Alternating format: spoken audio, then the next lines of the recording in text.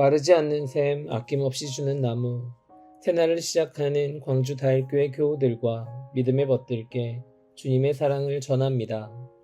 오늘은 2023년 7월 11일 화요일입니다. 여호와여, 내 마음이 교만하지 아니하고 내 눈이 오만하지 아니하오며 내가 큰 일과 감당하지 못할 놀라운 일을 하려고 힘쓰지 아니하나이다. 아멘.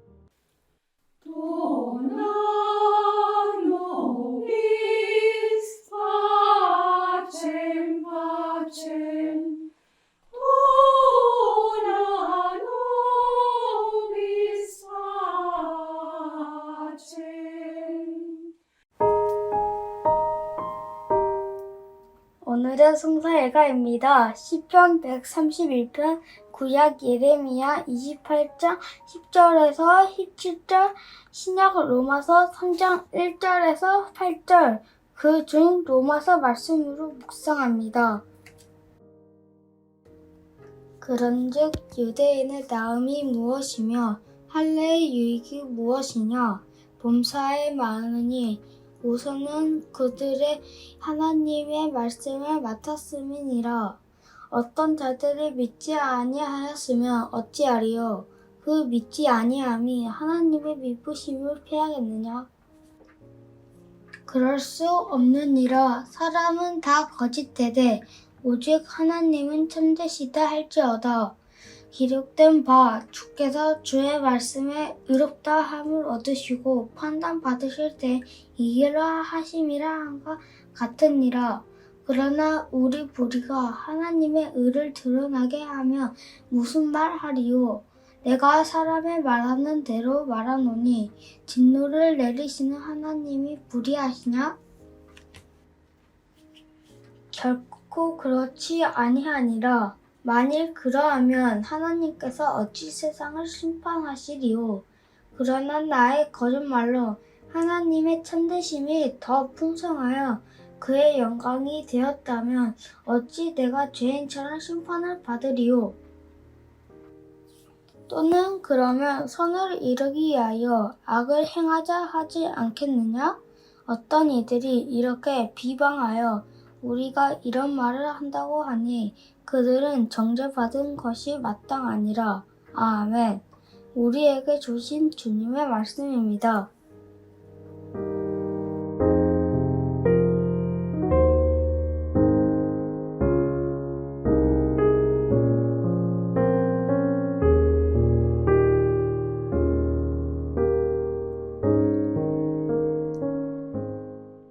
오늘 본문은 바울이 가상의 상대와 질문을 주고받으며 논쟁을 전개하는 대화체 방식을 사용하고 있습니다. 유대인 대적자들이 제기해왔고 또 제기할 것으로 예상되는 질문을 스스로 던지고 답을 하는 방식이죠. 1절의 질문은 유대인과 할례가 좋은 점이 있는가? 유대인도 이방인과 똑같이 심판받는다면 도대체 유대인이라는 것의 의미와 유익은 무엇이 있냐는 것입니다. 2절에 바울은 답합니다. 아주 많다. 우선 유대인은 하나님의 말씀을 맡았다. 유대인이 하나님의 구원사에서 이방인보다 우선되고 그런 유익과 특권에 따라 분명 유대인은 이방인보다 구원받기에 더 유리한 입장에 있는 것이 사실이죠. 3절에 이어서 가상의 상대가 질문합니다. 유대인이 믿지 않으면 어찌 되는 것인가? 그랬을 때 하나님의 신실하심은 없어지는 것인가? 하는 거죠. 4절에 바울은 다윗의 시편을 통해 답합니다. 하나님의 신실하심은 구원의 행위로도 나타나지만 죄를 심판하고 벌하시는 행위로도 나타난다고요. 5절과 7절은 비슷한 질문입니다. 우리의 불의가 하나님의 의를 드러나게 하니 오히려 좋지 않은가? 우리가 거짓말할수록 하나님의 참되심이 드러나니 좋은 것 아닌가? 하는 질문입니다. 어떤 아버지가 자녀의 죄가 드러날 때마다 자신이 더 나아 보인다고 좋아할까요? 우리의 죄가 하나님의 의로움을 드러내니 우리의 죄도 쓸모있진 않은가? 나름의 역할을 하는 것 아닌가 하는 것은 합리화이고요. 궤변입니다. 우리의 불의가 하나님의 의를 드러낸다 하더라도 우리의 죄는 죄이고요. 그에 따른 책임을 져야 합니다. 설사 우리의 죄와 불성실이 선한 결과를 가져왔다 할지라도 우리의 죄는 무엇으로도 합리화될 수 없습니다. 자랑이 될 수 없습니다. 성도인 우리는 하나님의 말씀을 맡은 자입니다. 말씀을 모르는 사람들보다 하나님의 은총과 구원에 더 가까운 사람들입니다. 그렇기에 막중한 책임도 따릅니다. 이 말씀이 우리를 고발하지요. 그래서 말씀 맡은 자로서 하나님 앞에서 우리는 신실함을 보여야 합니다.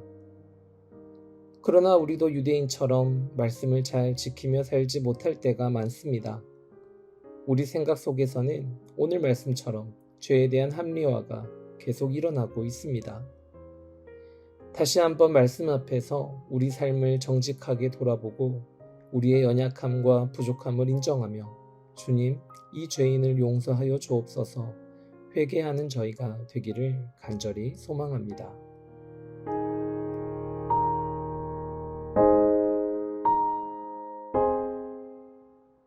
하나님, 저희들 말씀을 맡은 자로서 신실하고 성실한 책임 다하게 하여 주옵소서. 예수님의 이름으로 기도합니다. 아멘.